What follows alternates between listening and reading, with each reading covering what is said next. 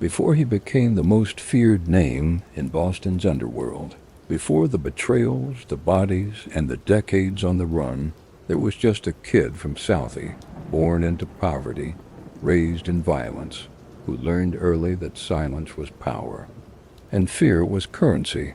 This is the story of how James Whitey Bulger became a legend, and how the city that made him never really let him go.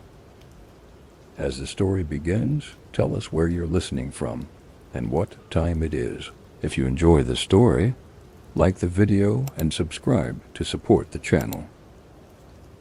The light came in low and thin, bending against the mesh of the high cell window like it had someplace better to be. It drew long, uneven lines across the concrete floor, stretching toward the edge of a rusted metal bunk. In the center of that pale geometry sat a man, still as stone, his eyes following the sun's crawl, as if it might take him somewhere he'd forgotten.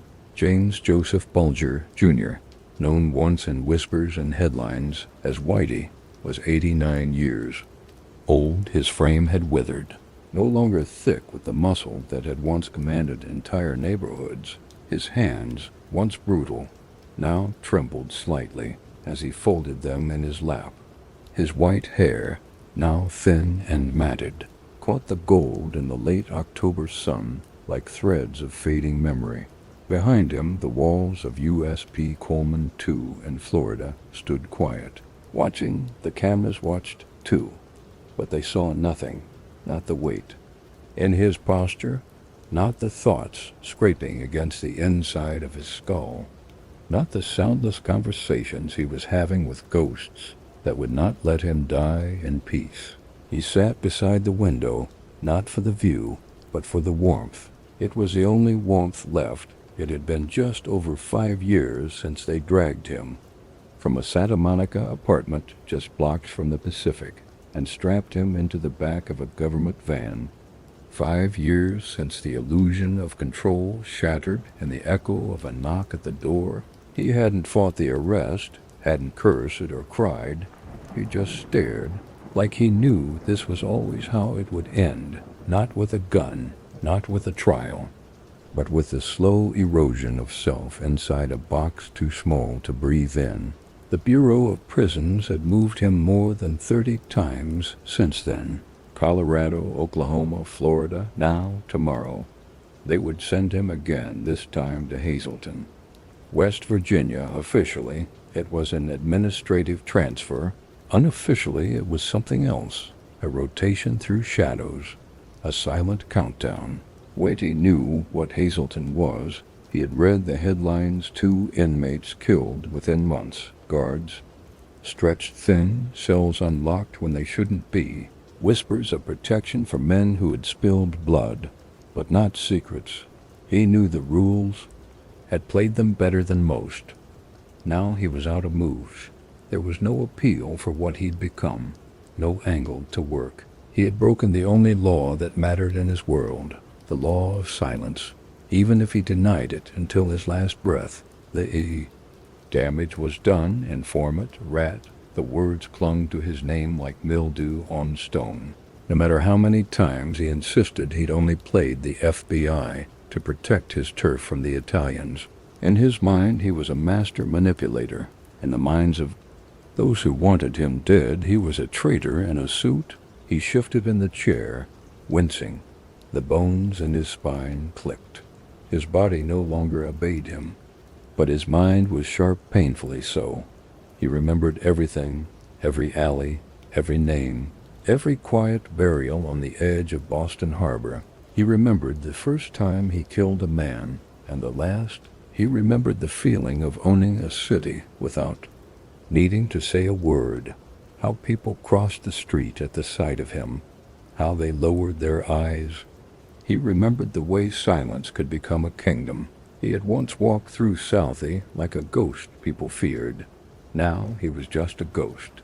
His cell was bare, a cot, a toilet, a desk too low for his back. On the desk sat 3 things: a paperback, copy of All the King's Men Creased and Reread, a photo of his brother Billy as a young man, smiling in a college blazer, and a folded, unopened letter. The handwriting was familiar. Catherine. He hadn't opened her letters in months. It wasn't anger. It was something colder, something hollowed out. There was no room left for softness. A buzz sounded. Metal clanked. A slot opened. Dinner. He didn't move. There was no appetite left. Just muscle memory, he thought, briefly, of the house in Quincy where he'd grown up, of the nights he and Billy huddled beneath thin blankets while their father coughed in the next room, of the first time he saw a man bleed, of the way south. Boston smelled in the winter-salted streets and brick dust. It didn't feel like nostalgia. It felt like inventory, a list of things to file away before morning. He stood, slowly, and moved to the cot. His legs betrayed him halfway there, and he reached for the wall to steady himself. The guard watching from the other side of the screen didn't look up. Whitey sat. He rubbed his knees, then his wrists, then the back of his neck. The sunlight had left the floor now, only the steel. Gray of dusk remained. Somewhere outside this cell, a decision had already been made. At Hazleton, men were waiting. They had been told he was coming. They had prepared. They had their own reasons. Some wanted to settle old debts, others wanted the glory, but none of them wanted him breathing. No one would warn him. There would be no protection detail, no high-security isolation, just a transfer, a name on a list, a mistake that wasn't a mistake. Whitey looked at his reflection in the narrow polished edge of the metal bed frame. His face had changed, but the eyes, they still held that peculiar shine, not regret, not fear. Something else. Resentment, maybe, or defiance, or the last flicker of a man who once thought himself untouchable. He lay back on the cot and stared at the ceiling. Tomorrow they would come for him early. He knew the drill, paperwork, chains, a long drive, a shorter life. And yet in these final hours he was calm. Death didn't scare him. What scared him was irrelevance. He once ruled with a glance. Now he was a footnote, a warning, a man stripped of myth in the morning. They would unlock the door. He would leave the cell one last time. And when he returned, if he returned, he would not come back whole. If anyone had been listening, they would have heard him whisper. Not a prayer, not a name, just a sentence. Tell them I was never theirs, but no one was listening. The cameras watched. Blind as ever, and outside, the last line of sunlight disappeared from the floor. The phantom of Boston waited in silence for the silence to end. In the cold, soot-streaked dawn of a Boston winter, a young boy sat cross-legged on the floor of a two-bedroom apartment in the old Harbor Village housing project. His fingers were raw from the wind that slid through cracked window panes, and he clutched a toy pistol made from a splintered block of wood. Outside, the harbor groaned under a quilt of frost. Inside, the Bulger family was already awake, his mother packing sandwiches in wax paper, his father coughing into a rag that grew darker each week. The boy's name was James, but to Southie, he would soon be known by a name he hated. Whitey, James Joseph Bulger, Jr., was born in 1929. In the dirt-cracked folds of Dorchester, his father, James Czar, had lost his arm in a work accident, left with no pension and fewer options. His mother, Jane, carried the weight of 5 children like a crucifix, working factory shifts and ironing the shirts of men who would never know her name. By the time they moved to South Boston's old Harbor Village in the early 1940s, the Great Depression had already dug its claws deep into the Irish-American community. Jobs were scarce. Heat was a luxury. Respect, the only currency that mattered, had to be earned, often in blood. From the beginning, Southie was not just a place, it was a code. You didn't talk to cops. You kept your eyes down unless someone challenged you. If they did, you fought quick, sharp, and in silence. The kids who survived weren't always the biggest. They were the ones who understood that pain was part of the air here thick, permanent, expected. James was slight but fast, and he had a stare that could freeze a street corner. The other boys began to notice. He wasn't the loudest, but he was never the one to look away. That mattered in Southie. At age 9, he got into his first real fight over a baseball glove someone tried to steal from his younger brother. He didn't win, but he didn't cry. He split the other boy's lip with a rock hidden in his hand. When he came home, his mother didn't scold him. She washed the blood from his knuckles in silence, her eyes somewhere far behind the kitchen wall. By 12, James had joined the Shamrocks, a loose gang of local kids with dirt under their nails and nothing in their pockets. They weren't organized crime, not yet, but they were training for it. Boosted cars, siphoned gas, held up neighborhood corner stores with knives duller than their futures. For James, it was never just about money. It was about power, however small, however temporary, the sense of not being afraid. At the same time, his younger brother, Billy, was walking a different path. Billy read books, said his prayers, and listened to their mother. He was the golden son, and Southie would one day raise him up to become the president of the Massachusetts Senate. But James had already decided the system wasn't built for him. The law didn't protect kids like him. It crushed them, so he chose the streets. They called him Whitey because of his bleach blonde hair, a cruel nickname he never accepted. To his crew, he was just Jimmy. To enemies, a name you spoke softly. He wore black jackets and steel-toed boots. He carried a knife wrapped in cloth tucked in his waistband, not to show off, but just in case. He understood early that if you needed to fight, you needed to finish it. The Catholic Church loomed large in Southie, watchful and unforgiving.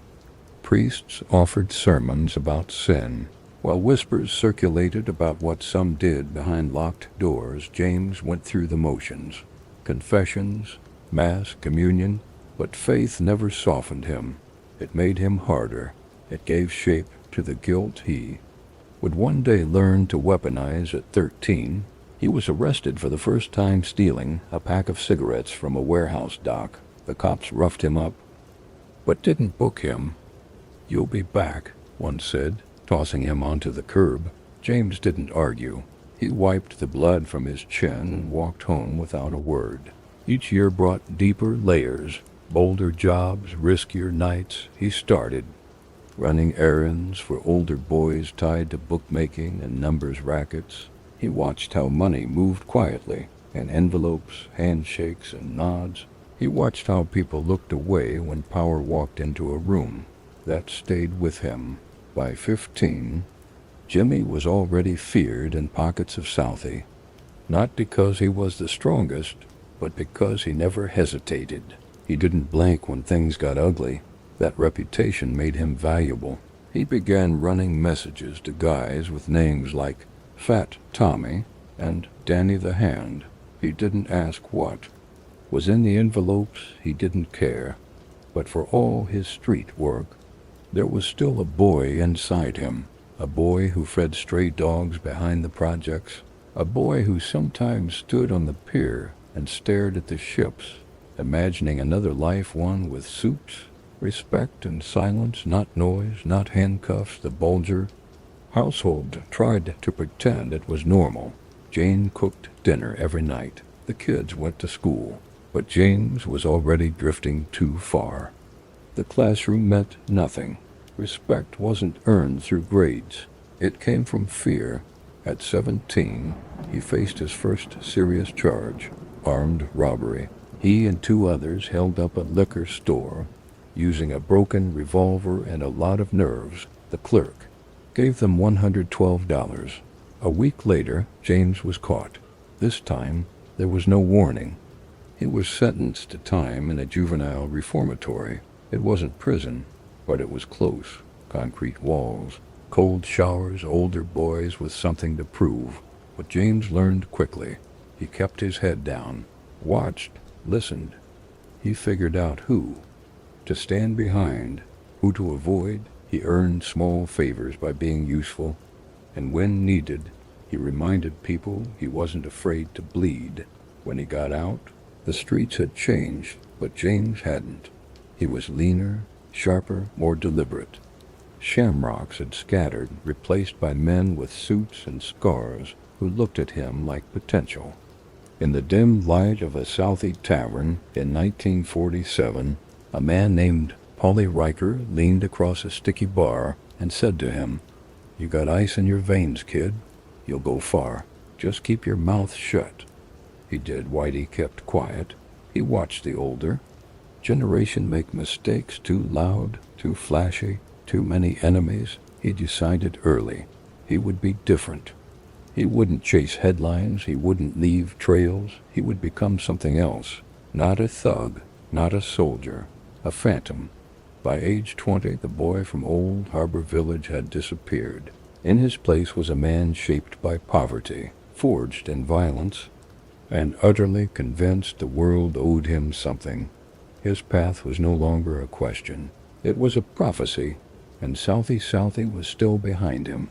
A city that raised its sons with fists, kept its secrets close, and called its monsters by their childhood names. There's a silence that lives in a prison like Alcatraz thick. Mineral, not just the absence of sound, but the presence of something deeper. Something that settles on your skin and seeps into your marrow. For James Whitey Bulger, that silence was the closest thing to home he'd ever known. The year was 1959.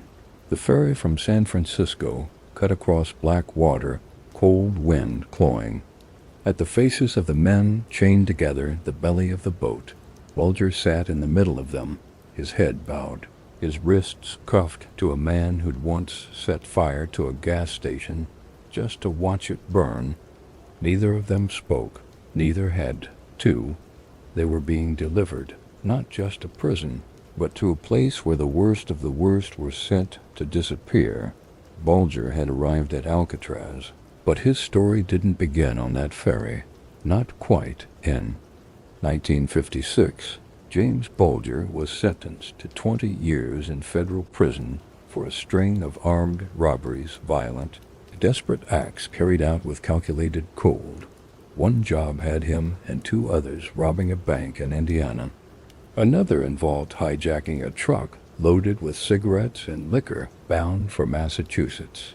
These weren't half-measured crimes. They were bold, dangerous moves executed with the precision of someone who knew what failure cost and didn't care. The FBI was watching by then, but Bulger was still a small name outside of Southie, just another Irish punk who thought he could take on the world with a revolver and a hard stare. Leavenworth came first, then Atlanta Penitentiary. There, behind steel bars and layered concrete, Bulger began to shift. Not with panic, but with patience. He read. He studied men the way other inmates studied escape routes. He watched how power moved, not with noise, but with the quiet approval of guards, the hierarchy of snitches, the economy of cigarettes and fear. But it was in Atlanta where he was approached about something strange, something darker than usual. A government program, experimental, unofficial, untraceable. He was told it would shorten his sentence. He was told he wouldn't be hurt. They were lying. Chi Ultra. The words meant nothing at the time. There was no briefing, just injections, pills, locked rooms. A man in a white coat asking him how he felt while shadows danced behind his eyes. Bulger, ever the pragmatist, agreed to participate in exchange for lighter conditions.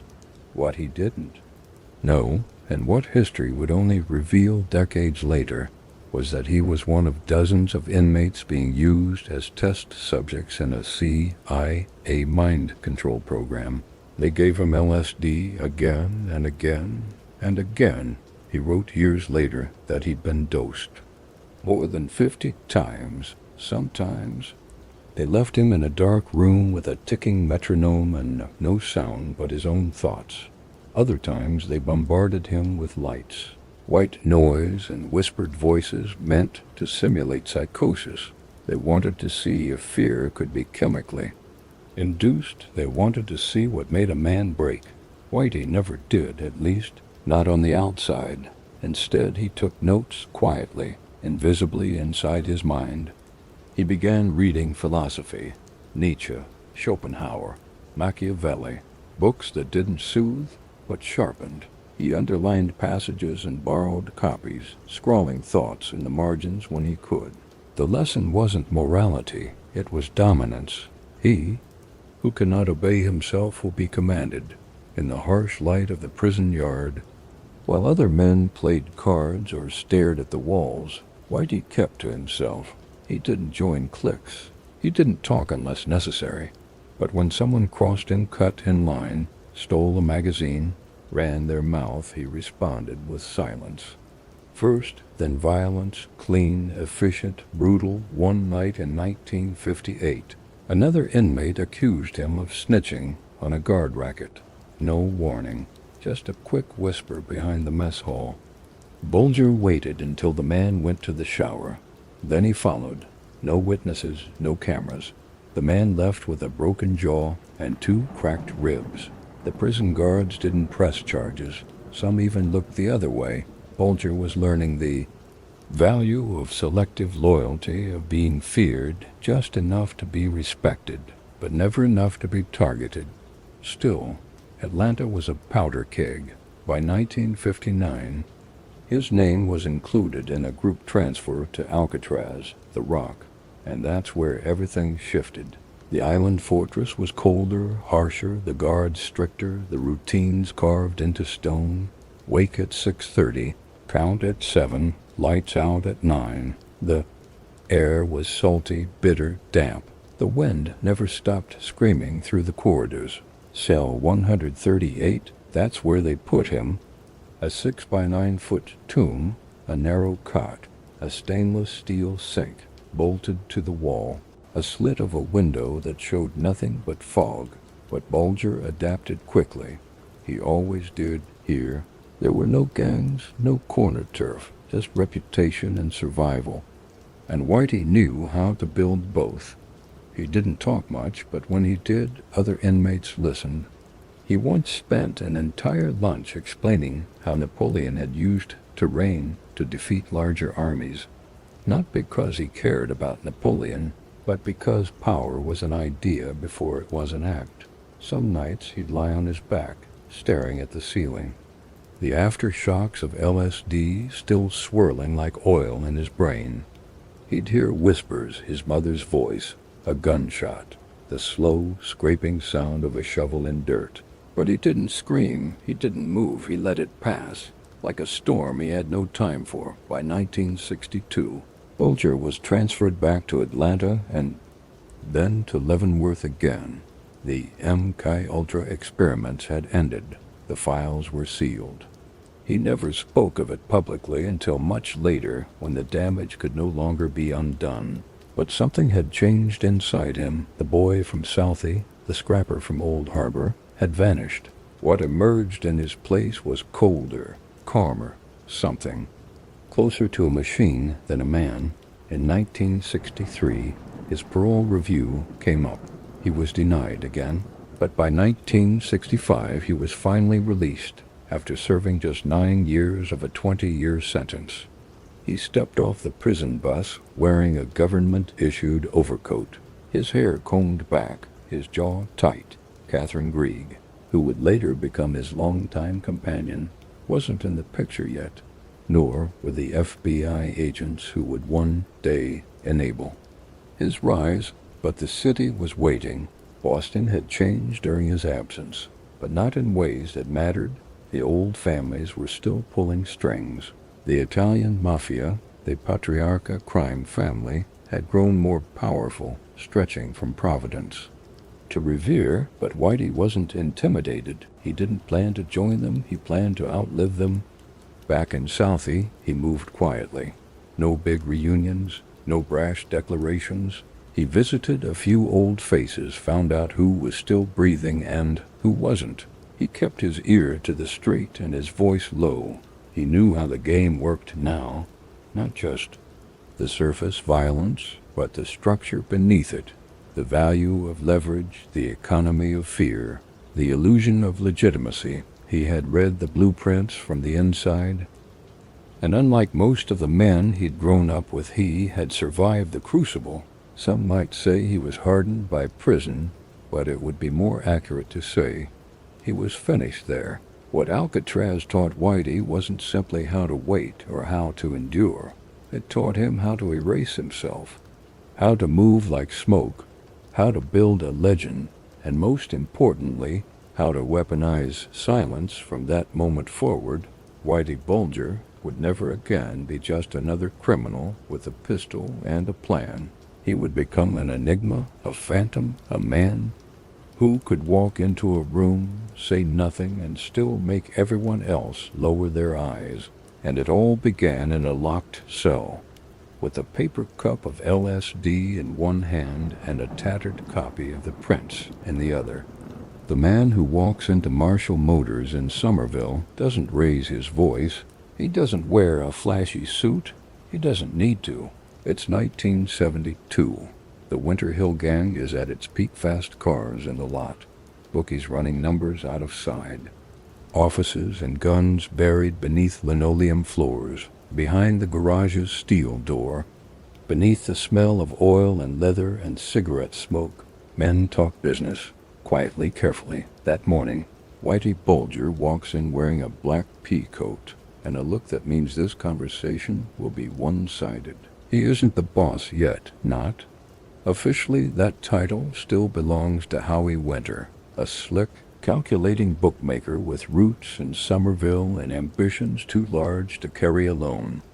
Howie is sharp but distracted under federal pressure, spread thin across turf disputes and labor rackets.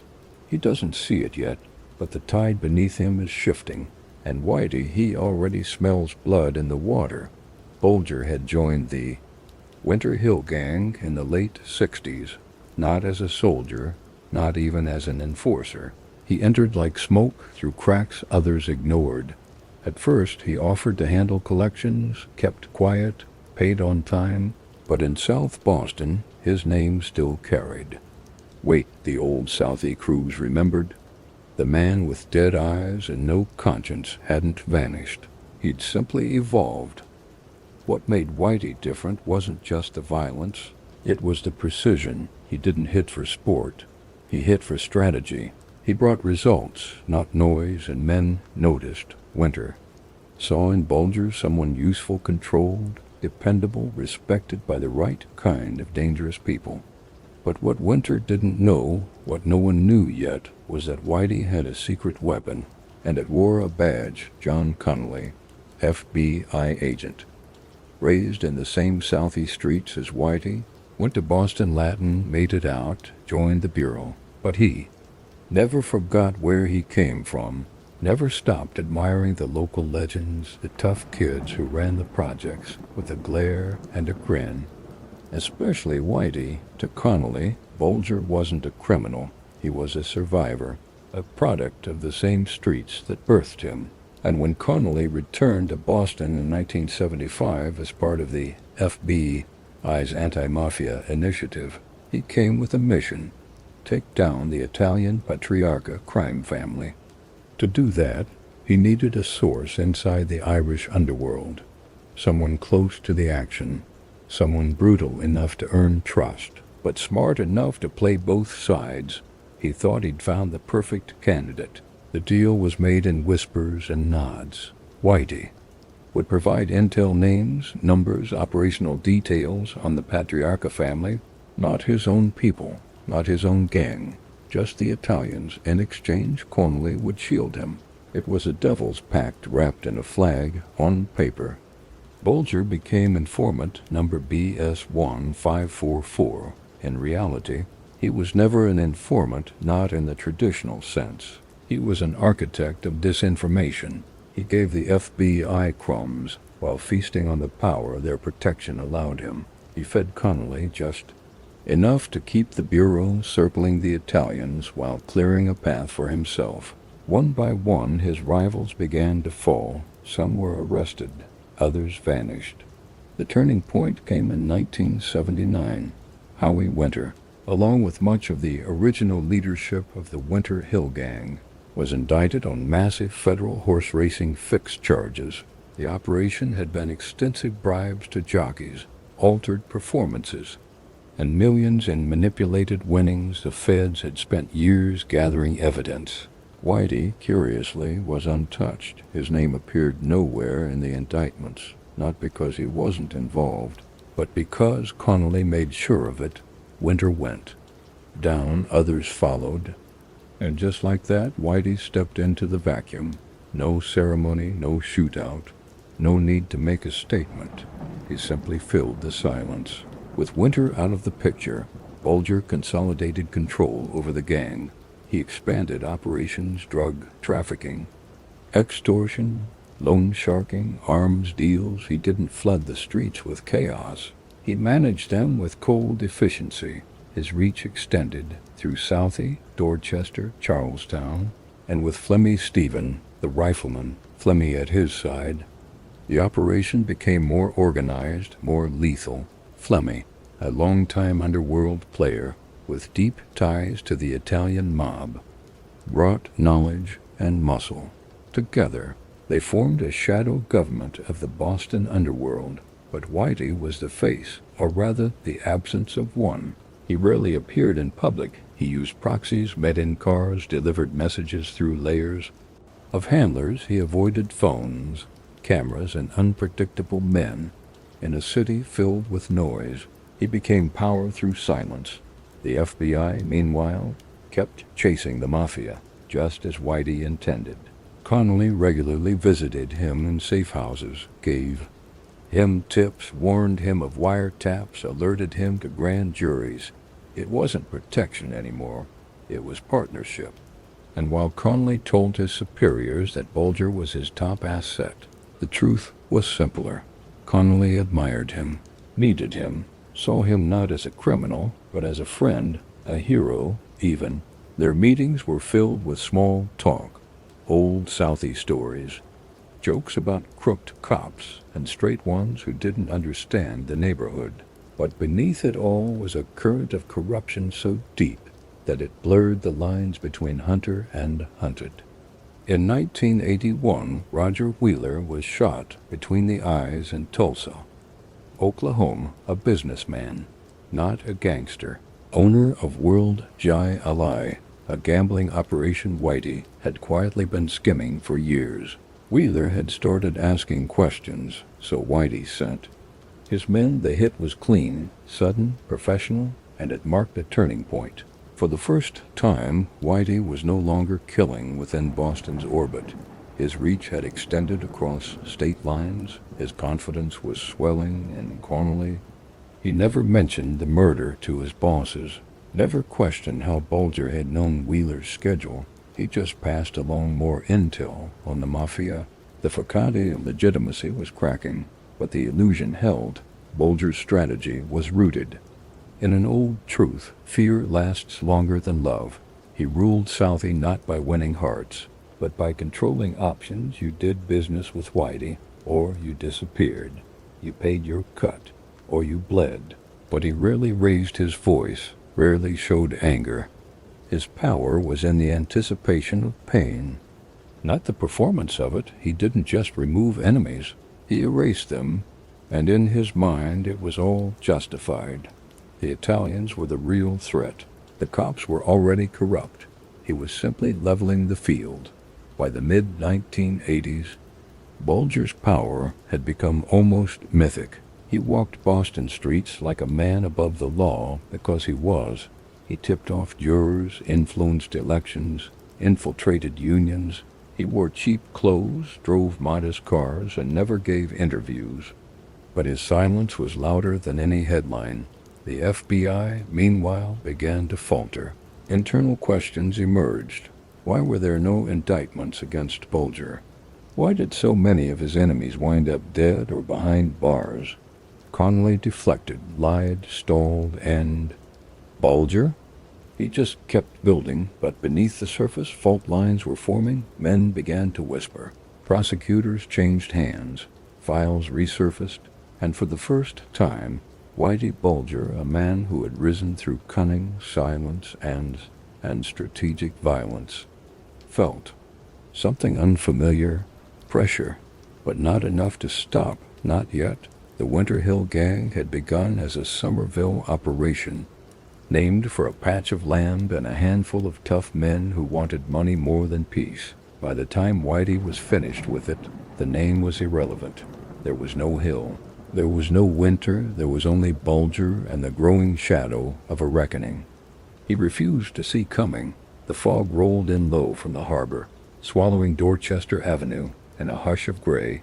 Morning light didn't rise in South Boston. It crept.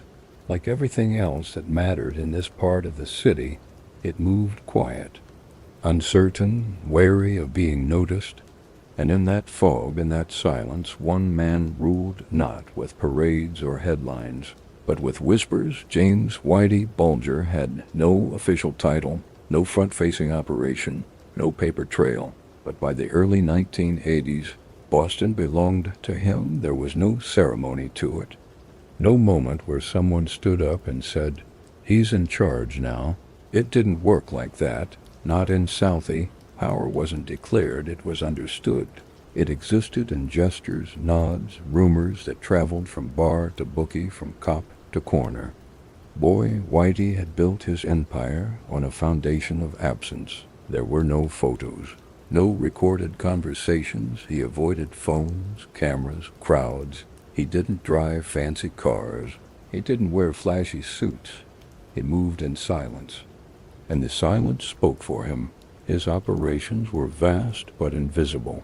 He controlled the flow of cocaine through South Boston High, using teenage runners who were too afraid or too proud to ask questions. He took weekly cuts from illegal gambling, dens and numbers rackets stretching from Savin Hill to Quincy.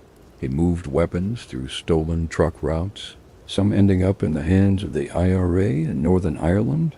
Every dollar that moved in Southie paid a tax, and every man who objected vanished. His enforcers were shadows, too. Kevin Weeks, broad-shouldered, brutal, loyal, a former bouncer turned collector. Kevin didn't need to talk much. His fists did enough. Stephen, the rifleman, phlegmy, older, slicker, colder, a man with roots in the Italian mob, but loyalty sealed to Whitey by a shared appetite for secrecy and violence. Where Whitey strategized, Flemmy executed.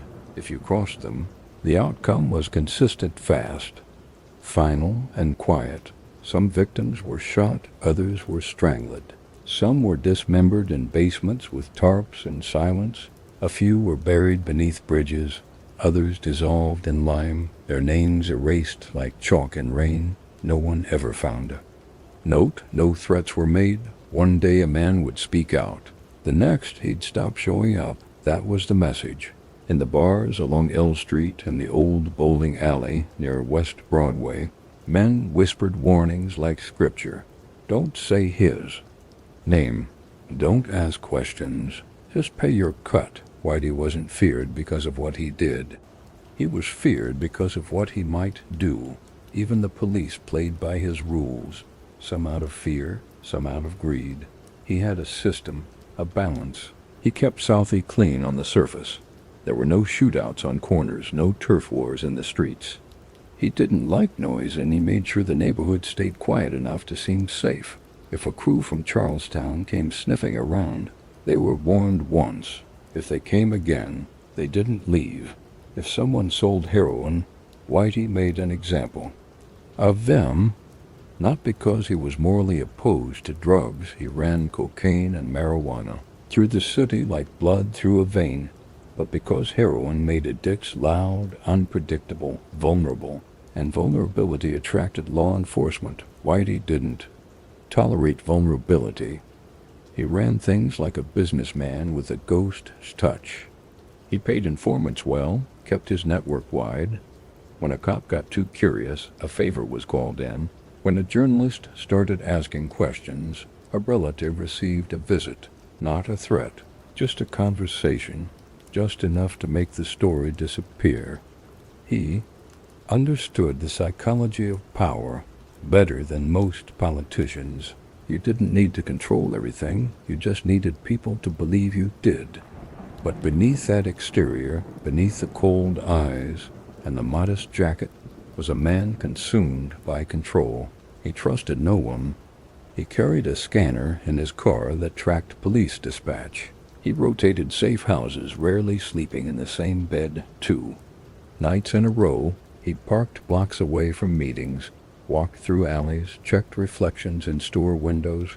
He wiped down phones, burned notes, spoke in code even to people who already knew what he meant. Every encounter was a test. Every silence a threat.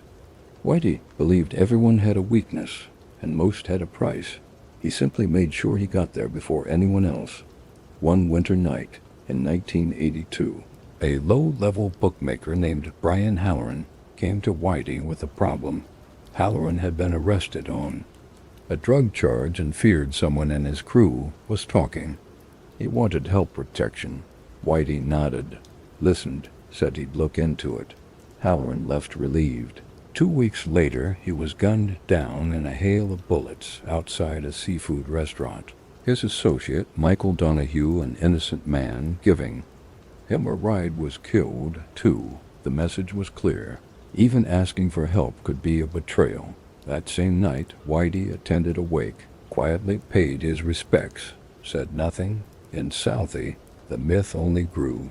To some, he was a necessary evil, a guardian who kept outside gangs from taking over, an Irish Robin Hood who bought Thanksgiving turkeys for poor families, handed out cash to widows, helped old women cross the street.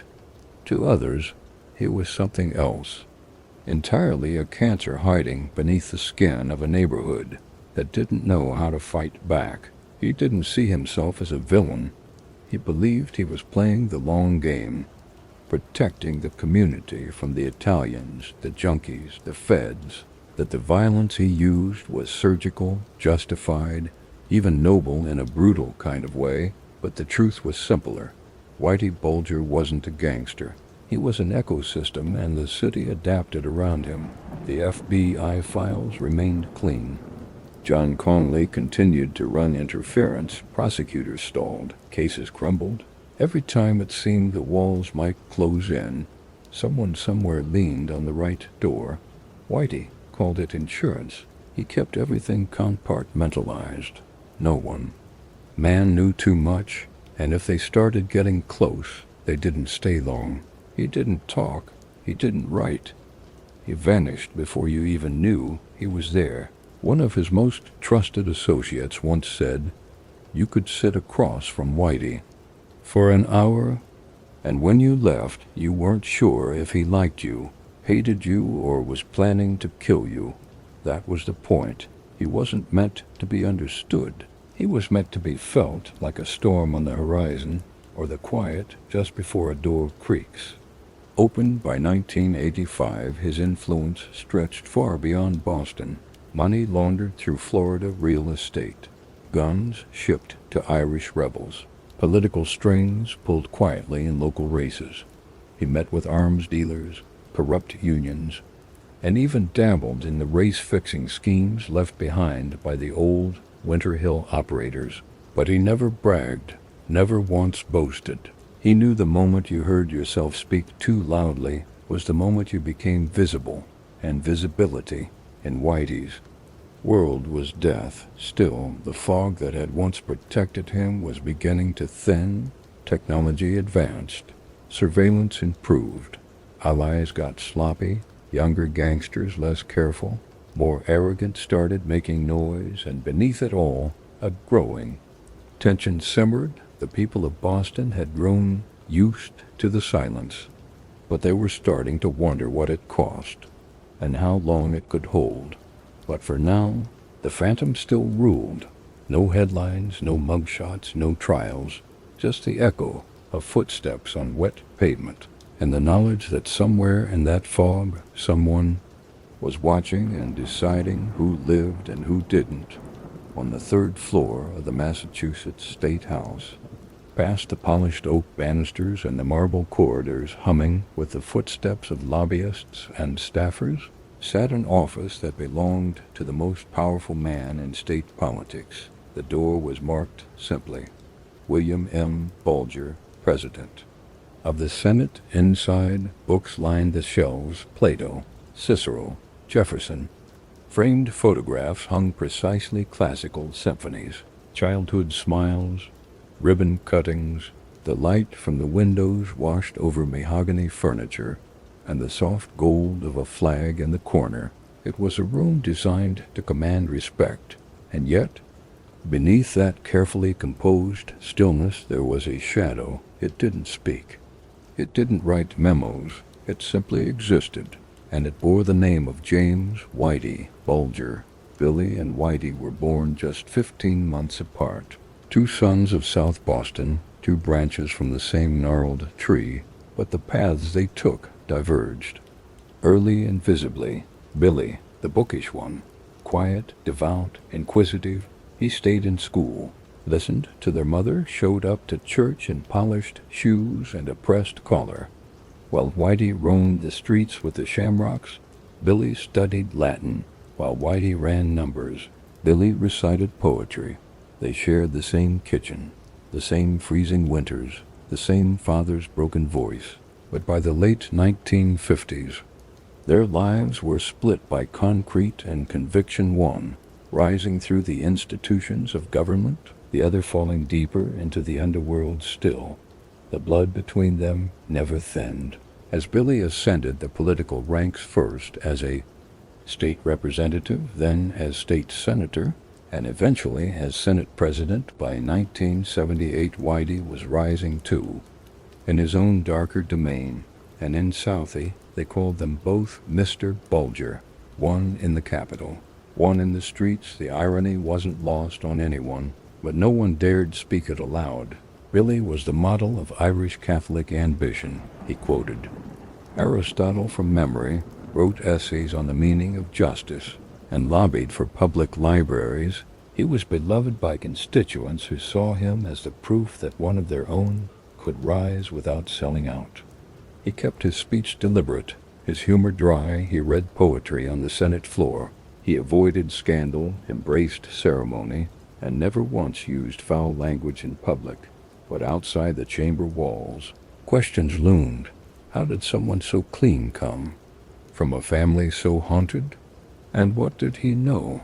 What could he have known about the crimes his brother was orchestrating from the shadows of South Boston? Billy maintained one position, always. He was loyal to family, but he knew nothing of Whitey's world. They were close, yes. They spoke regularly, yes. But he had no involvement in James's life. That line became his armor, and for decades no one could pierce it. In truth, there was no evidence, no bank accounts, no wiretaps, no meetings caught on tape, just whispers. Whispers that Billy visited their childhood apartment long after he had moved uptown. Whispers that his name came up in certain conversations behind closed doors, but nothing ever stuck. He remained untouched, and that was the power. Whitey never asked Billy for favors. That was the rule. He didn't need legislative help or political introductions. What he needed was something quieter, something no one could give but a brother. Distance, the image of innocence, the illusion of separation. As long as Billy existed in the world of clean politics, speaking at Harvard, attending Mass, shaking hands with governors, then Whitey, by contrast, could remain invisible. If someone questioned the Bulger name, there was always a respectable face attached to it. Their phone calls became a ritual. Once a week, no longer than 10 minutes, never recorded, always indirect. Billy spoke of family, his wife, his children, local politics. Whitey listened, then hung up sometimes. There was silence on the other end, just breathing, just presence, and that was enough. In the early 1980s, when investigative reporters started sniffing around the Winter Hill Gang and its ties to Boston law enforcement, Billy was asked about his brother. His answer, "He's my brother. I love him, but I don't know what he does." It was said calmly, without blinking, and it worked. Time after time it worked, but the weight of that silence grew heavier as Whitey's empire expanded. More murders, more drugs, more disappearances. The contrast with Billy's pristine image became harder to maintain. People began to whisper in louder tones. Was Billy being protected because of his position? Was the FBI shielding Whitey because of the politics involved? Was it all part of something larger, an understanding that Boston didn't want to face? Still, Billy's star continued to rise. In 1996, he was appointed president of the University of Massachusetts, a role of great public trust and esteem. He oversaw educational budgets, met with donors, championed scholarship programs, but by then, Whitey had vanished. In January 1995, tipped off by someone inside law enforcement, Whitey disappeared without a trace just days before a federal indictment. Dropped, the manhunt began, the myths grew. Billy's world was no longer protected by silence. It was now pierced by subpoenas, interviews, and hearings. In 2003, he was called before Congress, under oath. He was asked whether he had ever spoken to his brother after he became a fugitive. Billy paused, then said, "I have not talked to him in years." But phone records told a different story. The Senate, once his sanctuary, now turned cold. Public trust began to fracture, and in August 2003, Billy Bulger resigned from UMass. He never admitted wrongdoing, never apologized. He said simply, "I am proud of my work. I regret the distraction this has caused." And just like that, the long, complex chapter of one of Massachusetts' most powerful political lives quietly closed. No indictment, no scandal, just an ending written in shadows. Their paths, which had once diverged, now sat parallel again, Whitey in hiding, Billy in silence. Both men exiled in different ways from the institutions that once shielded them. In Southie, some said Billy was just a man trying to do good under the weight of a blood tie he never asked. For others said he knew more than he ever let on. But the truth, like everything in the Bulger story, lies somewhere between loyalty and denial. Somewhere in the quiet between two phone calls. They were brothers always, and that was both the shield and the curse. It starts with a knock, always a knock, soft, unhurried. You open the door, and there's a familiar face, a man you've known for years. Maybe you once drank with him. Maybe you ran errands together in Southie when you were both kids. He smiles, tells you Whitey wants to see you. It won't take long, just a quick conversation. You grab your coat, step outside.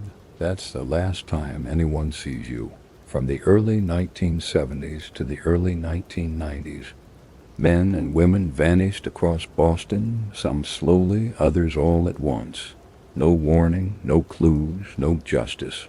The police reports were brief. Last seen leaving work. Never arrived home.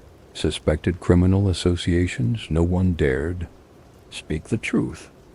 That in the fog between South Boston and Quincy, Whitey Bulger was conducting a silent purge. Not all at once, not loud, but steady, intentional.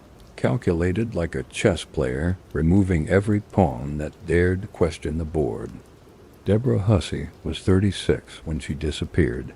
She'd grown up around crime, knew the names, knew the rules. Her stepfather was Stephen, the rifleman, Flemmy Whitey's closest associate, and one of the most feared men in Boston. Deborah was troubled, but not stupid. She battled addiction, drifted in and out of jobs, but always came back to the familiar. One day, she told a friend she might go to the cops. Just a passing comment, a moment of panic, a whisper. Flemmy told Whitey. They brought her to the basement of a house on East 3rd Street, the one with the loose brick wall and the plastic tarp folded in the corner. She thought they were going to talk. Instead, Whitey wrapped his hands around her neck and squeezed. He didn't scream, didn't flinch. He watched her face go from confusion to panic to nothing. Flemmy stood nearby, silent. When it was done, they buried her in a shallow grave beneath the concrete floor. Years later, when the truth came out, Flemmy testified. She was becoming a problem. That's all it took. Brian Halloran's story was different. He was a street-level player, not high-ranking, but smart enough to know things. In 1982, facing prison time for drug trafficking, he offered to cooperate with the FBI.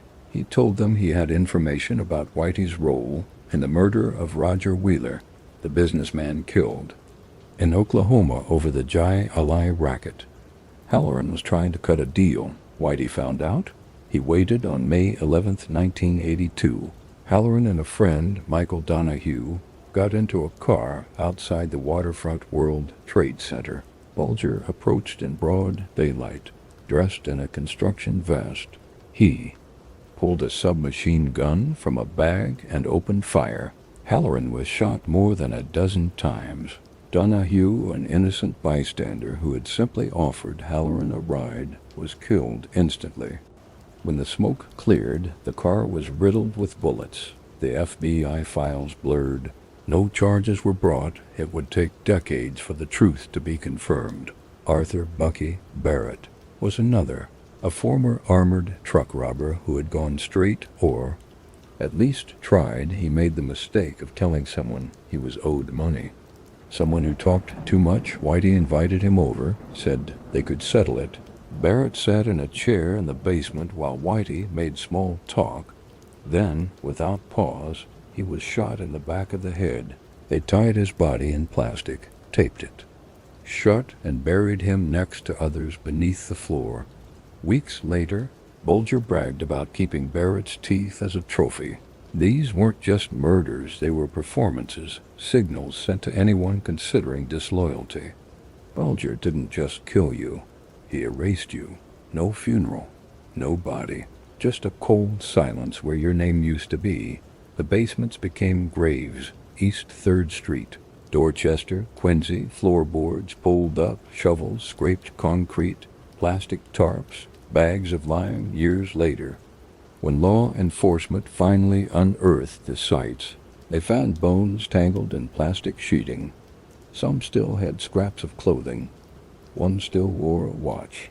But time had long stopped for the disappeared. John McIntyre was 23, a fisherman, a dreamer, a kid who got pulled into the wrong conversation.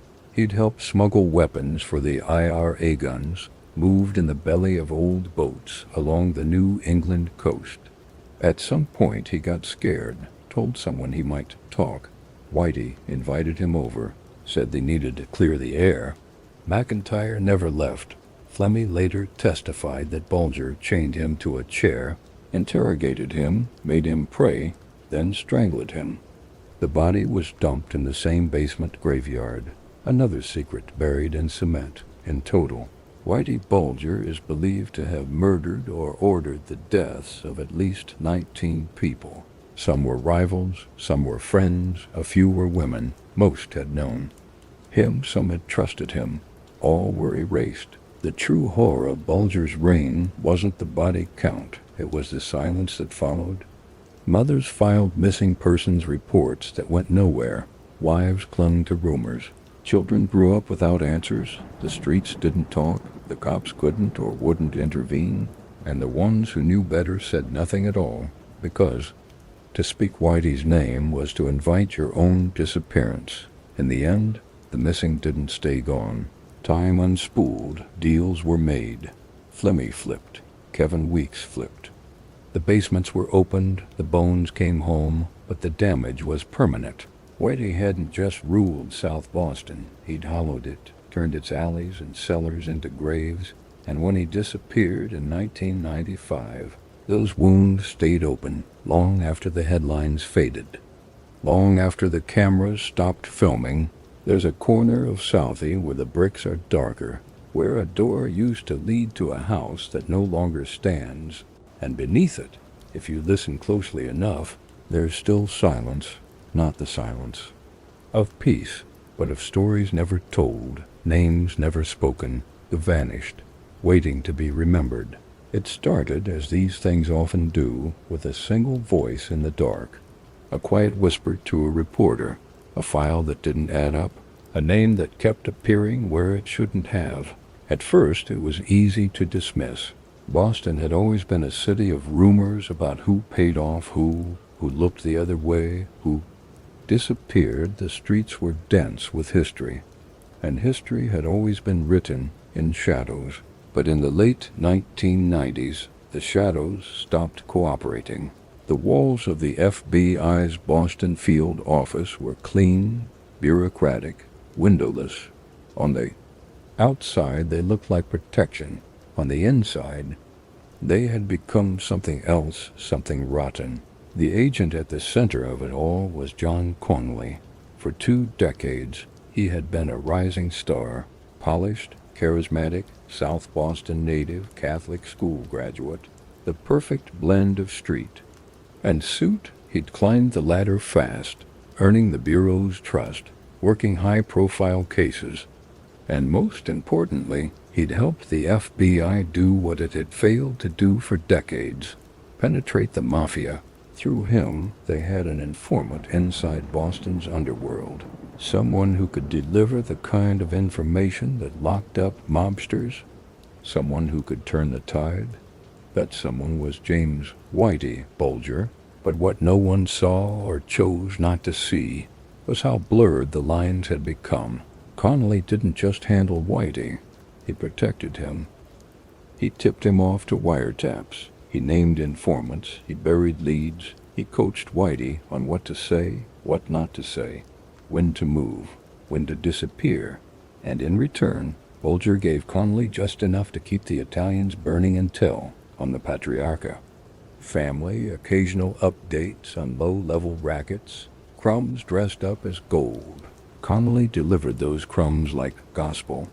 He was hailed as a hero. He was given medals, promotions, articles in the Globe. They called him the man who cracked Boston, but the crack was something deeper, a fault line running straight through the heart of the Bureau. By the mid-1990s, cracks had become craters. Reporters started asking the wrong questions. Why had Whitey Bulger, a man known to have committed murder, extortion, and trafficking, never been indicted? Why were his rivals suddenly gone, his enemies behind bars, while he walked untouched through the underworld? Why were so many investigations into his circle mysteriously shut down, misfiled, or delayed? And who exactly was feeding him information? The answer became harder to ignore. In 1997, investigative journalist Dick Lair and Gerard O'Neill, both veterans of the Boston Globe, published a series of reports that sent shockwaves through the city. The pieces laid bare a horrifying truth, that the FBI had not just used Whitey Bulger as an informant. They had enabled him, shielded him, allowed him to eliminate rivals, expand his empire, and murder at will, so long as the Bureau got something. To show for it, it wasn't a partnership. It was a pact with a devil they thought they could manage. But devils don't share power, they absorb it. The public reaction was disbelief then outrage. Hearings were called. Federal investigations launched, and at the center of it all was Agent John Connolly. He denied everything at first, said Whitey had tricked him, said he never compromised an investigation, but the paper trail said otherwise, destroyed reports, leaked names, false statements to prosecutors. One memo, retrieved from the Bureau archives, showed Connolly tipping off Bulger about an upcoming indictment. Another showed him downplaying Bulger's threat level to keep him off priority watch lists. Witnesses came forward. Kevin Weeks, once Bulger's enforcer, testified that Connolly was on the payroll, that he received cash, gifts. Stephen Flemmi backed the story, adding that Connolly was their guy inside. The myth of the heroic agent collapsed under its own weight, but the most damning moment came in January 1995. Federal prosecutors finally moved to arrest Bulger. They had the evidence, the testimony, the grand jury sealed and ready. They set the date, quiet, controlled. But 2 days before the arrest, Whitey vanished. No calls, no notes, no sightings. He was gone.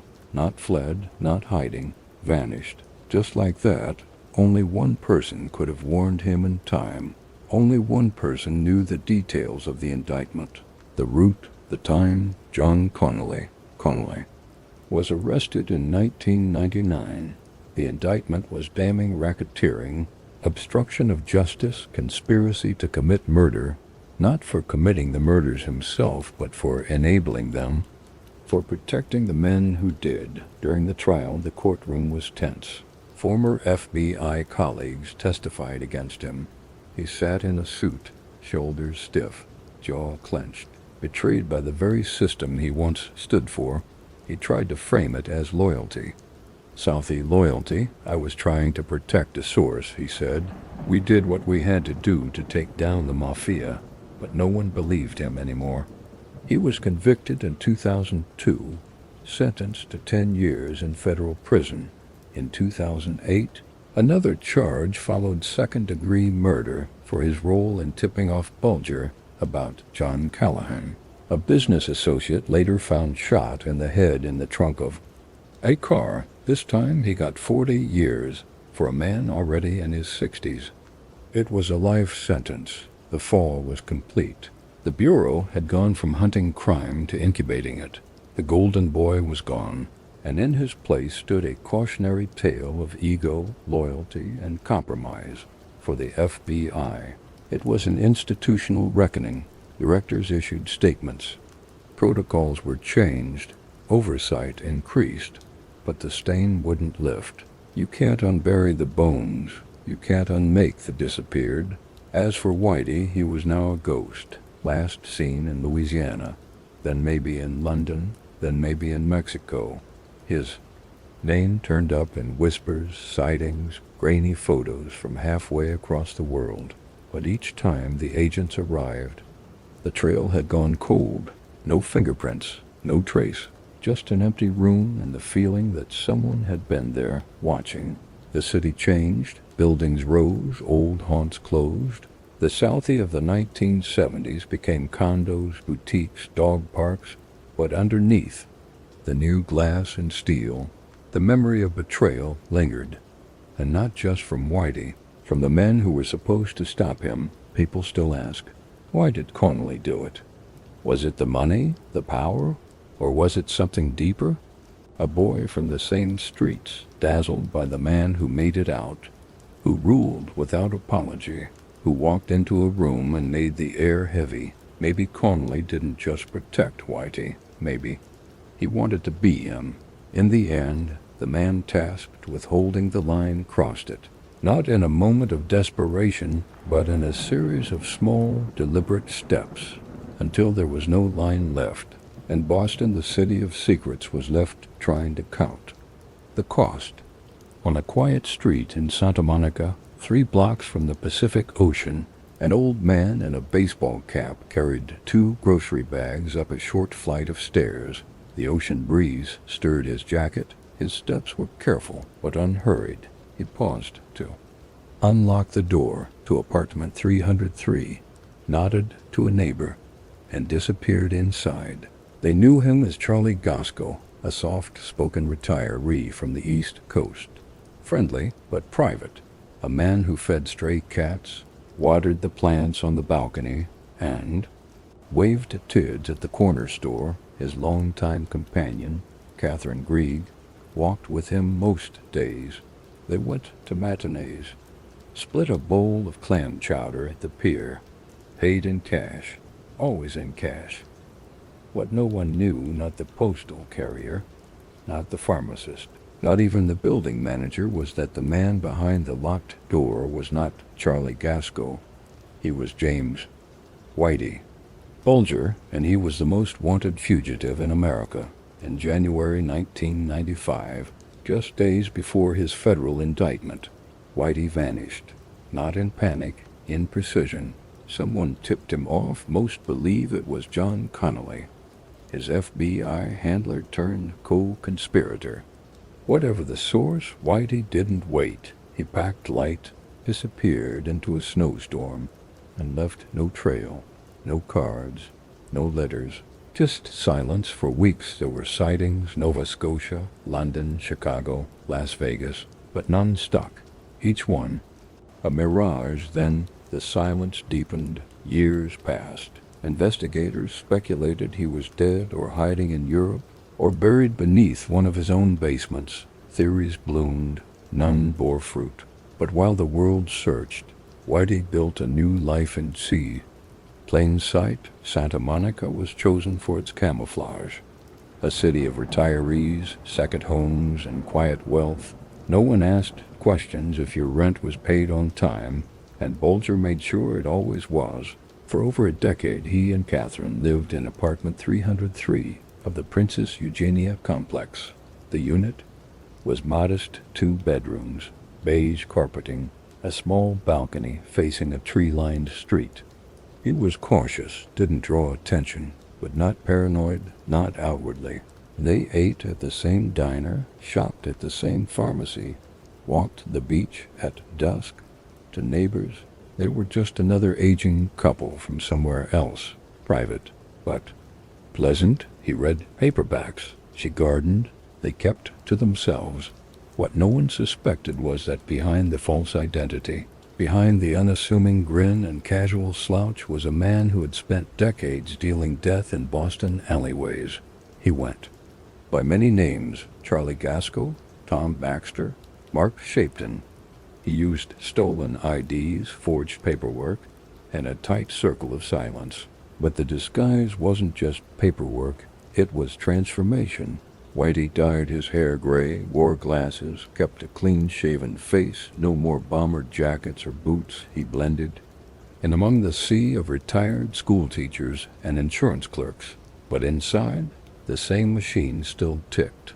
He kept his habits, watched the exits, slept with a gun by the bed, rarely spoke on the phone.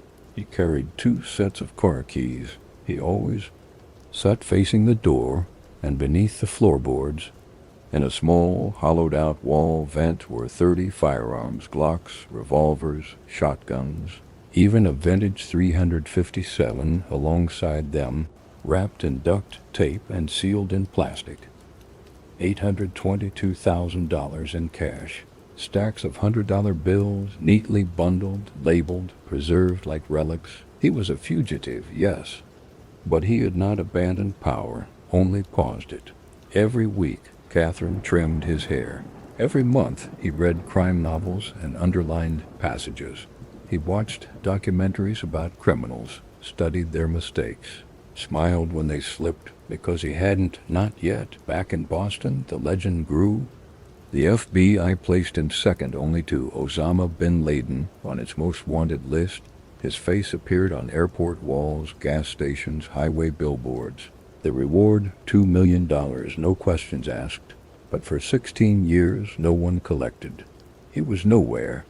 And everywhere, a man whose name was etched into the walls of Southie bars and spoken only in caution. A ghost in denim whose legend grew each year he remained free. Whitey watched it all from his living room, volume low, blinds drawn. Sometimes he chuckled. Catherine had made a life too. She shopped at Trader Joe's, befriended neighbors, volunteered at a local shelter. She adored animals, left food for strays on the back steps. She was loyal, fiercely so. Even when she could have walked away, they weren't married, but they lived like they were. He never hit her, never yelled. That wasn't his style. His control was colder, more calculated. He made the rules, and she followed them.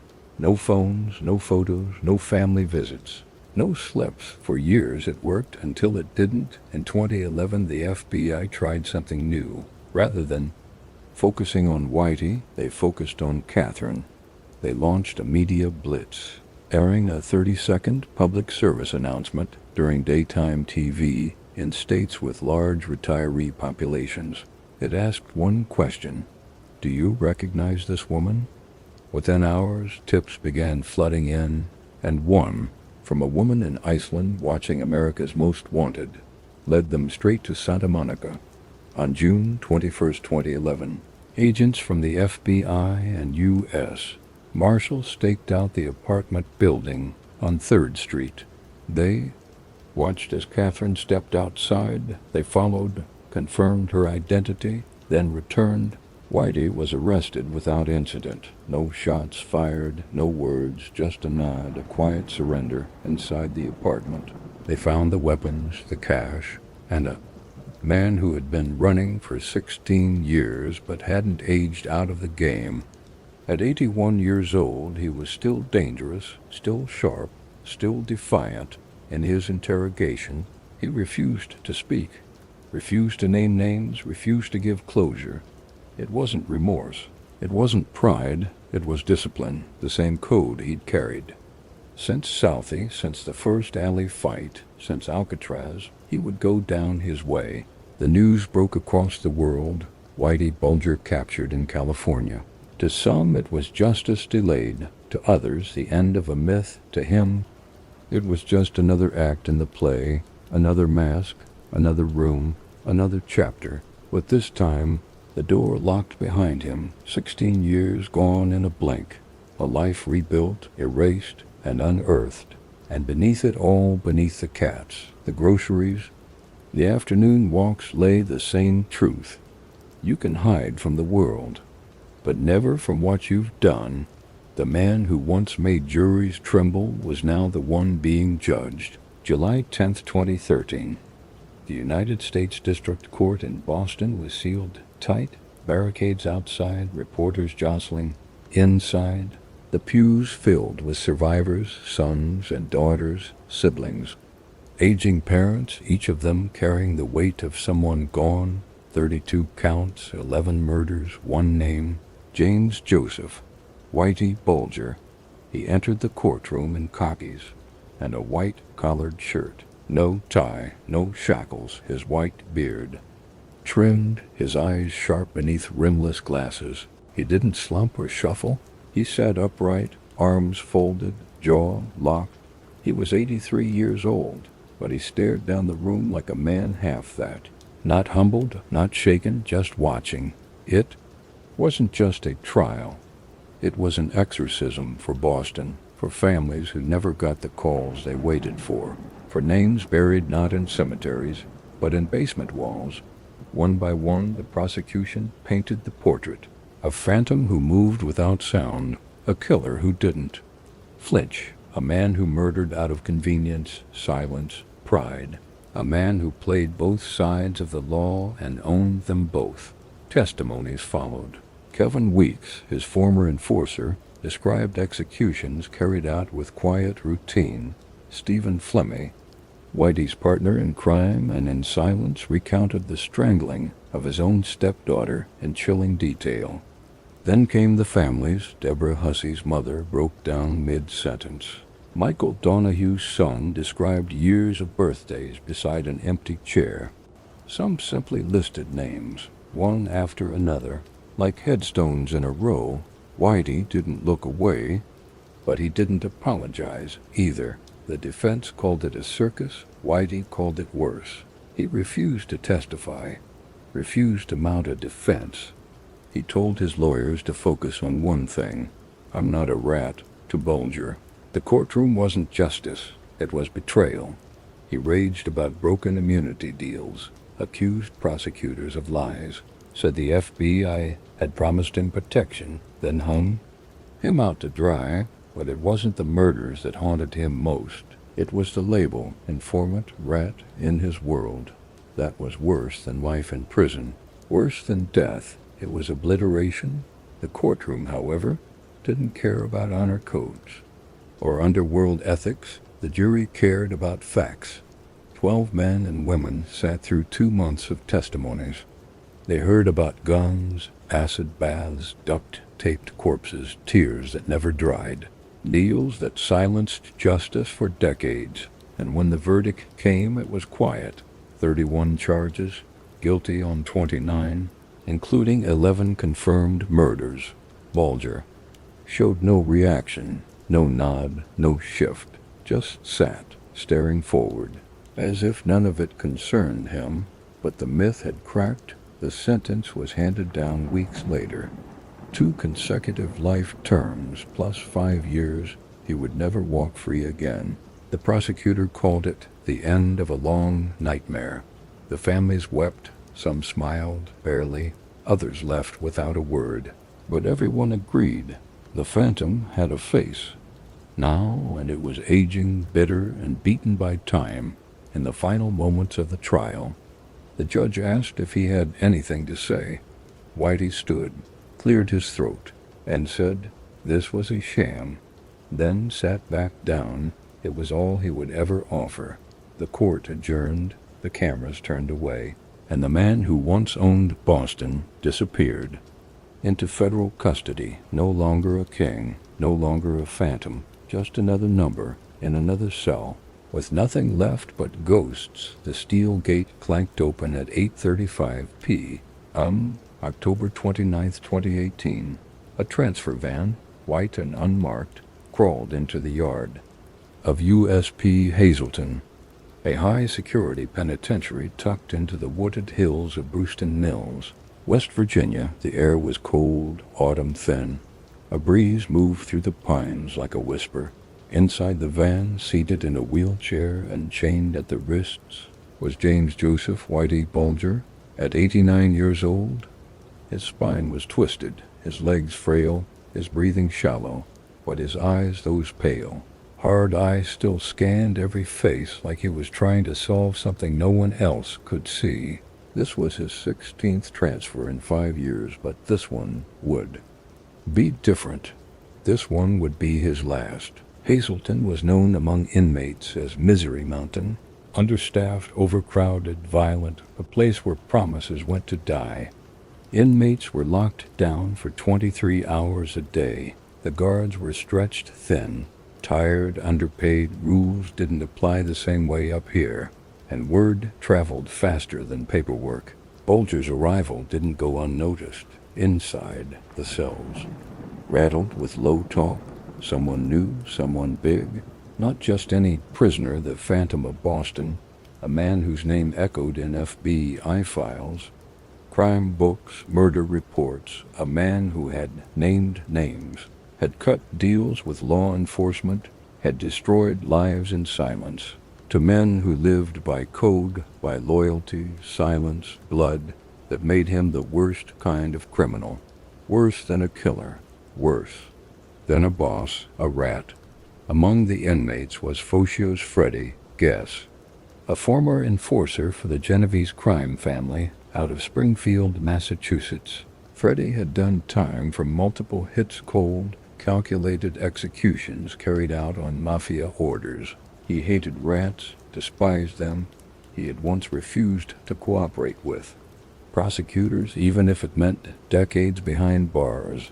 And now, just 2 cells down, sat a man he considered the embodiment of betrayal, Whitey Bulger, the same man who, in his prime, had sold information to the FBI while ordering murders from bar stools and church pews.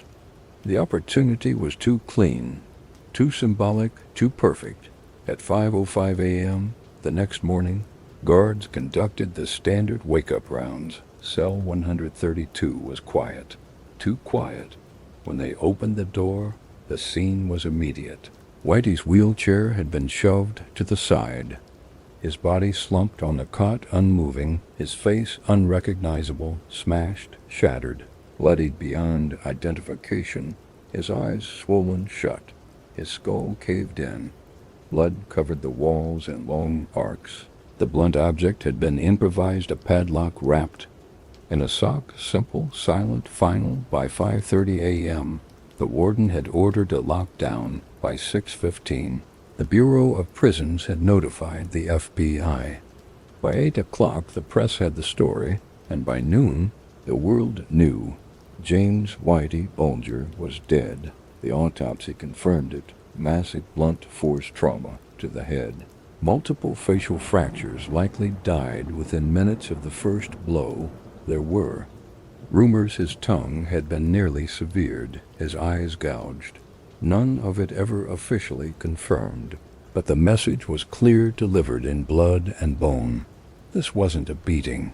It was an execution. No prison staff were ever charged. No guards were disciplined. The security cameras had been inoperative during the murder. Cell checks delayed. Transfer protocols skipped. Bulger had been placed in general population. Despite his notoriety, despite his past as an FBI informant, despite his enemies being nearby, the official explanation? Administrative error, but no one bought it. Not the press, not the families, not the former agents, not the men behind the walls. To those inside the system, it was an arranged silence, an ending too neat to be accidental. An old man, transferred in the night, placed in reach of enemies, left unguarded, left exposed, then erased. To some, it was justice, rough, delayed, and cruel. But justice nonetheless. To others, it was cowardice, murder carried out by men who wanted to kill a myth, not a man, and to a few, it was nothing, just another dead gangster, another cold body in a long, unending list. But in South Boston, where memories run deep and grudges deeper, the death mattered. The man who once controlled the streets like a ghost, who moved without sound, who killed without fingerprints, who vanished for 16 years, had been caught, and now he had been killed, not in a shootout, not in a courtroom, but in a concrete box, by men who didn't need to say why. His body was removed before sunrise, covered, labeled, filed away. It was cremated in a private ceremony, no mass, no eulogy, no procession. The ashes were returned to his brother Billy, the same brother who once ruled the state senate, the same brother who had told Congress he hadn't spoken to Whitey in years. Now, holding what was left of the most feared man in Boston's underworld, the headlines that day read, "Mob Boss Whitey Bulger Killed in Prison." Bulger slain in Hazleton Penitentiary. The end of an era, but it wasn't the end, not really. The pain he caused didn't die with him. The family still mourned. The bones still sat in evidence lockers. The question still echoed. Why was he transferred? Why that day? Why that cell? Some said it was revenge. Others said it was closure. And some believed it was poetic symmetry, that the man who had ordered men beaten, strangled, shot, dumped in marshes and basements, had finally met his mirror, that the predator had become the prey, that the silence he had ruled with had turned on him. For the Bureau of Prisons, it was another scandal. For the FBI, an uncomfortable relief. For Catherine Grieg, locked in another prison hundreds of miles away, it was the end of a story she'd lived through and never escaped. And for those who'd grown up in his shadow on the same cracked sidewalks, in the same smoke-choked bars, it was the final whisper of a legend that had long since turned to. Ash Whitey Bulger died like many of his victims, alone, unseen, unanswered, and in the cold morning haze of Hazleton. Long after the gates closed again and the press moved on, the cell where he died sat empty, silent, stained, a tomb without a name. The street signs haven't changed. L Street, D Street, Old Colony Avenue, they still cut through South Boston. Like veins through a weathered palm, the triple-deckers lean into one another, their siding faded by salt air and time. The corner bars still pour beer in plastic cups. The morning light still crawls across the same concrete steps where children once played under the low watch of brick towers. But if you ask around, something is missing now, something no one will name out loud. A presence, a fear, a figure who walked these blocks without guards or ceremony, yet whose silence held more weight than any badge. James Whitey Bulger may be dead, but his shadow never left. In Southie, memory works differently. It doesn't move in straight lines. It folds, loops, contradicts. Ask 10 locals about Whitey, and you'll hear 10 different stories. He kept the drugs out of our schools. He murdered my cousin. He paid my grandmother's rent one winter. He killed people in basements and fed their bodies to rats. Truth and myth twist together like ivy up the side of a tenement wall. You can't always tell where one ends and the other begins. For some, especially the older generation, Whitey is remembered less as a gangster and more as a necessary evil. A guardian, a protector who enforced his own brutal version of order when the city looked the other way. When other neighborhoods were run by outsiders, by the mafia, by heroin dealers, by drive-by chaos, Whitey, they'll say, kept Southie quiet. He didn't allow open-air drug markets. He punished street dealers. He gave cash to struggling families. He walked alone and no one touched him. That kind of control, whether born of fear or respect, left an imprint. Some still speak his name with reverence, others with rage, many not at all. In the years since his death, Whitey Bulger has become more than a man. He's become a mirror, a symbol of what Boston tolerates, of what it denies, of what it chooses to forget. In 2015, Hollywood told his story. Black Mass hit theaters with Johnny Depp behind the dark glasses. Behind the slow drawl and the pale stare, it showed the killings, the betrayals, the FBI deals. It made headlines, brought back old wounds. Some victims' families called it exploitation, others called it truth at last. And many who had lived it, the ones who'd heard those whispers in real time, stayed away from the theater because they didn't need the movie, they'd already lived the script. Dozens of books have been written about him, Whitey. The life of America's most notorious mob boss, Black Mass, the Irish mob, the FBI, and a devil's deal street soldier. Each adds another layer to the myth. Some condemn him outright, others try to understand him, to locate the line between monster and man, but no author has found a full answer, because the truth of Whitey Bulger isn't in the headlines. It's in the pauses, in what was never said, in the looks exchanged in back rooms, in the names missing. From police reports, walk through South Boston today and you'll see a different world. The housing projects are half gone. Luxury condos line the waterfront. Dog parks, boutiques, juice bars. The neighborhood Whitey once ruled is vanishing under glass and granite countertops. But he's still there, in the cracks, in the silence people leave when his name comes up, in the graffiti that gets painted over and returns again. We never forgot. Justice is a word, Southie remembers. His legacy isn't just in the bodies buried in marshes and under floorboards. It's in the institutions he corrupted. The FBI, the courts, the shield of law, twisted into something personal, something profitable. He exposed how fragile justice really is, how a single man with the right friends, the right silence, can bend the system until it doesn't snap. But Bowles Whitey didn't just survive in the shadows. He built them. There's a strange kind of grief attached to him. A grief not born from loss, but from betrayal, for the South Boston that allowed him to thrive, for the children who grew up believing the rules didn't apply, for the families who stayed quiet because silence was safer, and for a city that allowed myth to outlive fact. He was never the richest gangster, never the most powerful, but few shaped their city the way Whitey did. His influence wasn't loud. It didn't need to be. It was structural, like mold in the foundation. In law schools, they still study the case. How an informant turned puppet master. How a federal agency fell under the sway of a neighborhood legend. How truth warped beneath the weight of shared origin stories and unspoken loyalties. It's not taught as a success, it's taught as a warning. Even today, people wonder how many others like him are still out there, protected, untouchable, built into the walls of the cities they own.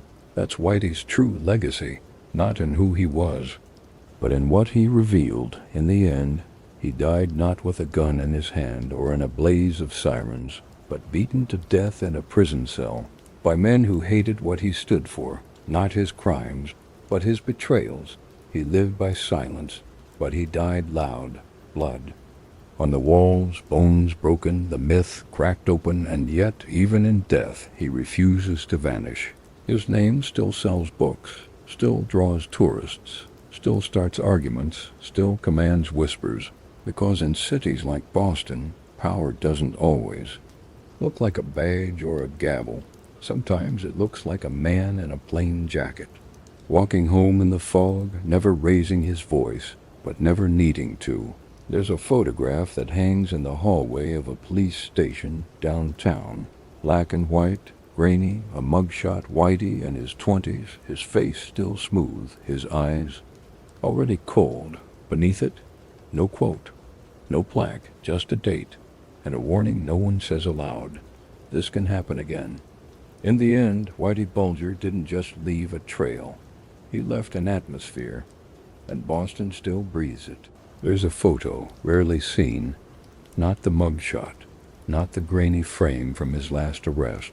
This one is older, taken in the late 1960s, long before the headlines. Whitey's leaning against the hood of a Pontiac Bonneville, arms folded, cigarette curling smoke at his side.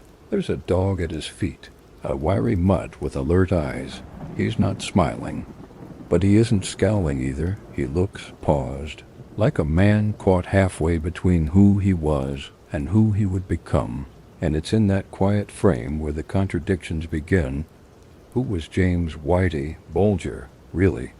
A gangster, a killer, a manipulator of men and institutions, but also a brother, a neighbor, a man who sent birthday cards to nieces and kept a battered paperback of Marcus Aurelius on his nightstand. Was he a product of his environment, or a man who chose his path with clear eyes and cold blood?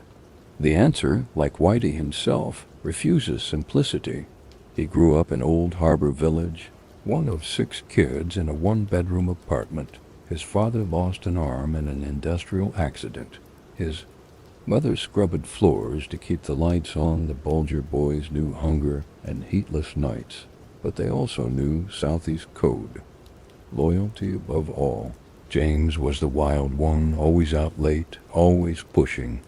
By the time he was 14, he was already in the margins, stealing, running, testing limits. But if you ask the old-timers, they'll tell you something else. Even as a kid, he didn't talk much, but he listened, and he remembered his first real prison stint was at Alcatraz. Hard time, years in isolation, but when he came out, he didn't look broken. He looked sharper, more calculated, as if the years behind bars had not crushed him, but honed him. Something changed in those years, not just in how he moved, but in how he viewed people. From that point on, trust became a commodity, one you gave out sparingly and collected violently. He hated drugs. That was the line he fed the neighborhood. Whitey keeps the junkies out, they said. Whitey doesn't want that poison in Southie. But behind closed doors, behind the facade of righteous anger, was a criminal empire built on heroin and cocaine. He didn't sell it himself. He let others do that and taxed them for the privilege. If someone sold without permission, they vanished, and no one asked questions. He was against drugs in public, but not when the money flowed through the right channels. Hypocrisy wasn't a problem for Whitey, because to him, truth was transactional.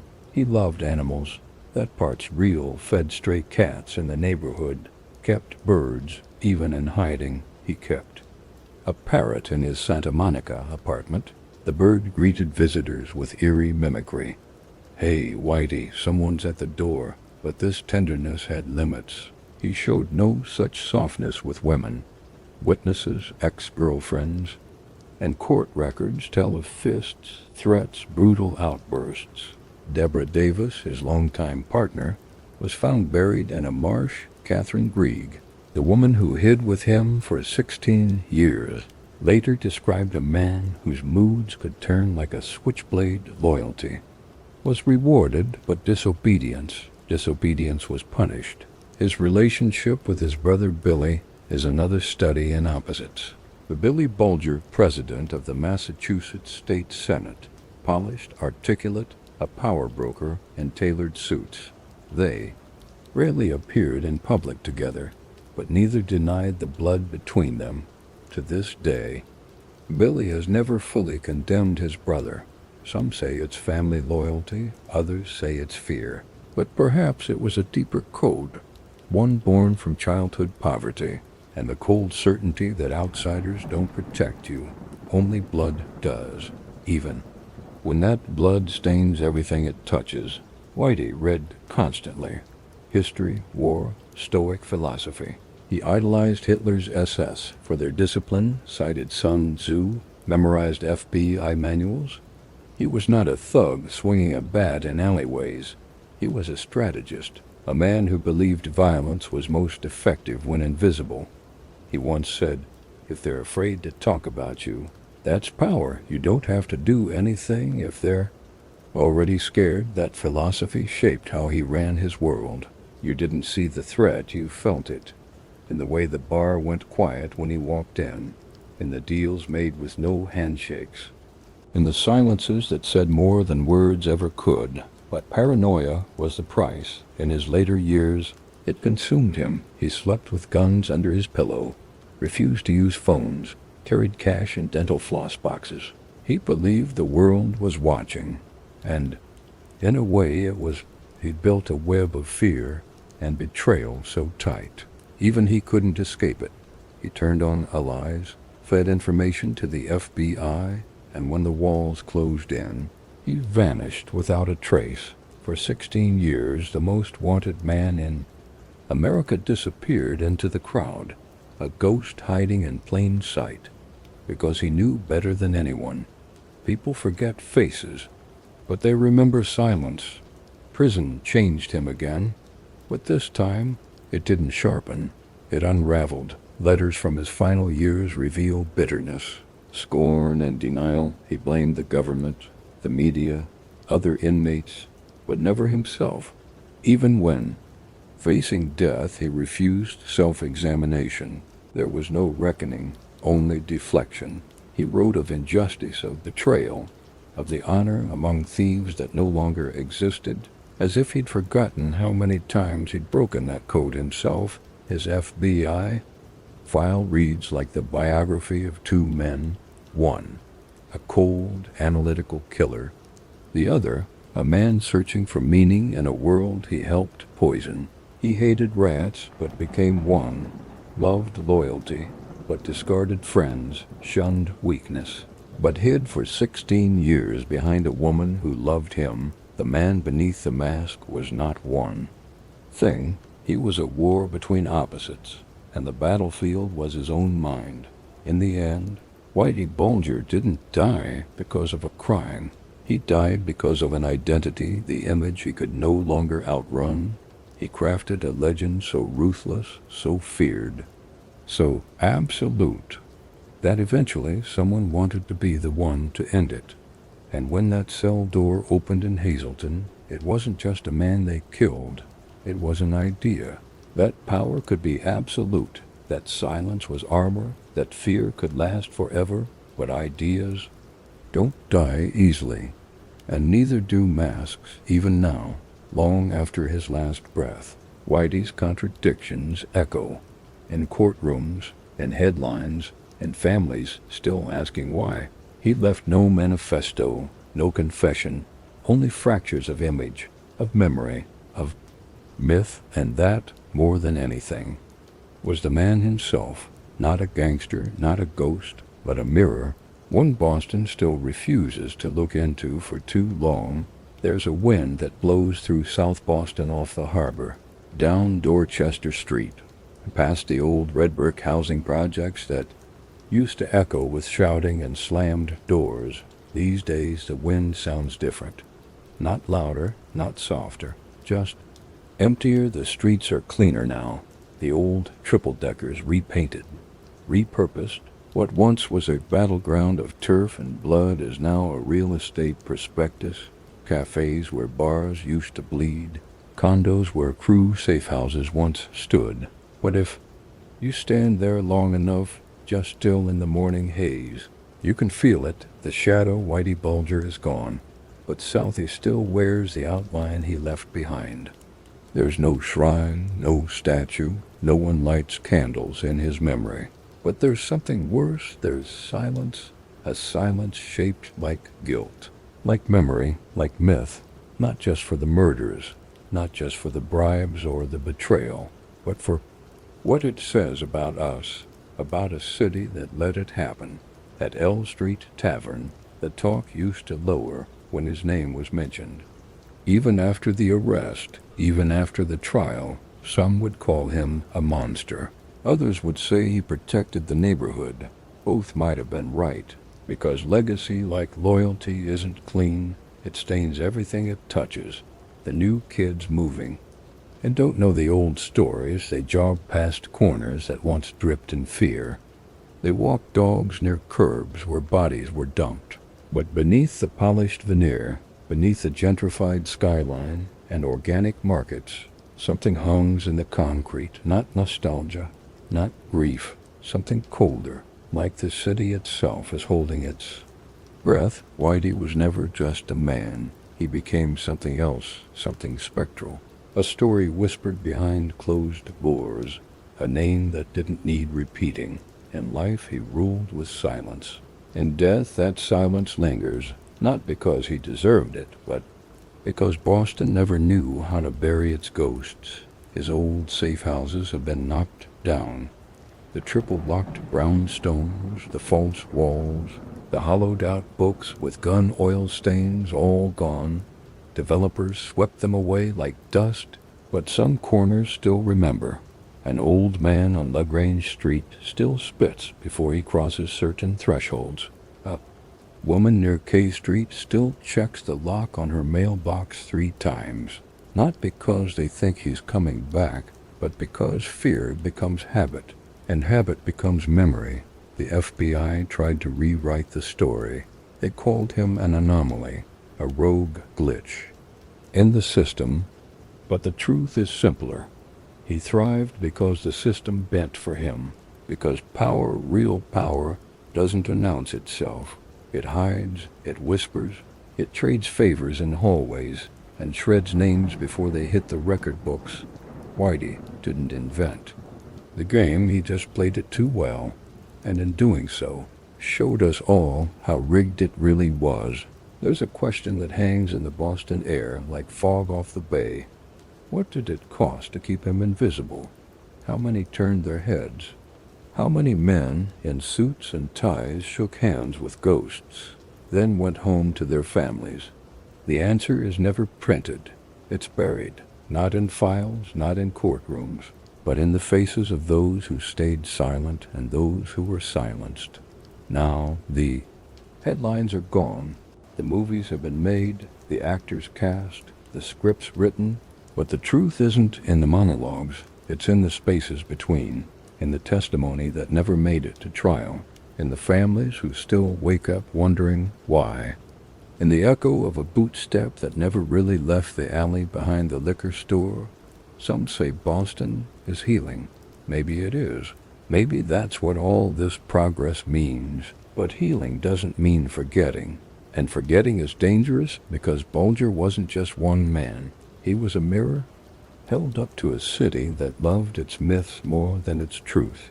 And when the mirror shattered, no one looked at the shards. He called himself a phantom. Once said it with a smirk like a punchline. But phantoms don't vanish. They stay, they settle in. The cracks and the gaps between what happened and what we let happen, in the wind that blows down Broadway, whispering stories too old to trace. The phantom of Boston is gone, but what he stood for: fear, control, silence that never really left, because for every Whitey that rises, there are a dozen shadows that never get named. And for every city that buries one ghost, there are 10 more waiting in the dark.